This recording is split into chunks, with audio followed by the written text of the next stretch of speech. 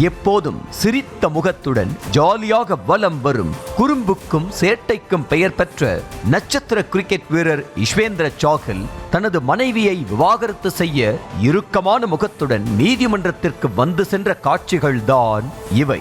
Corona ஊரடங்கு புரட்டி போட்ட பலரது வாழ்க்கையில் சாஹலின் வாழ்க்கையும் ஒன்று.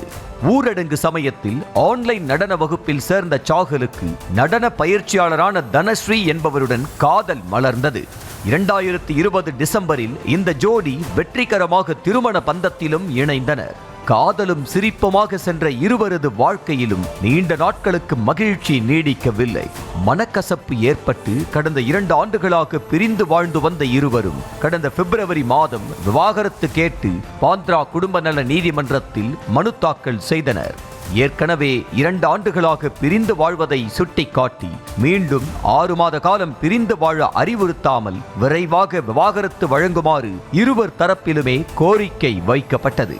இந்த கோரிக்கையை நிராகரித்த குடும்ப நல நீதிமன்றம் தனஸ்ரீக்கு ஜீவனாம்சமாக 4.75 கோடி ரூபாயை வழங்க உத்தரவிட்டது. நடப்பாண்டு பஞ்சாப் கிங்ஸ் அணியில் இடம்பெற்றுள்ள சாஹல் IPL தொடர் வரும் 22ஆம் தேதி தொடங்குவதால் தனது மனு மீது விரைவாக உத்தரவு பிறப்பிக்க குடும்ப நல நீதிமன்றத்திற்கு உத்தரவிடக் கோரி மும்பை உயர்நீதிமன்றத்தில் மனு தாக்கல் செய்தார்.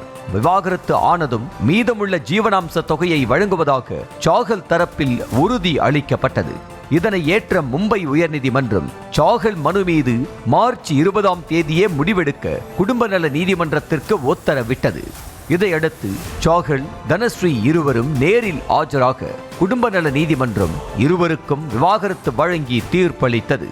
இது ஒருபுறம் இருக்க நீதிமன்றத்திற்கு சாஹல் அணிந்து வந்த உடையில் இருந்த வாசகம் மற்றொரு புறம் விவாதத்தை கிளப்பி உள்ளது.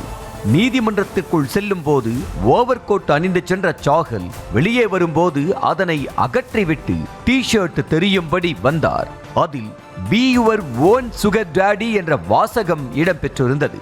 தனஸ்ரீ ஜீவனாம்சம் கேட்டதை விமர்சிக்கவே சாஹல் அந்த டி-ஷர்ட்டை அணிந்து வந்ததாக விமர்சனம் எழுந்திருக்கிறது.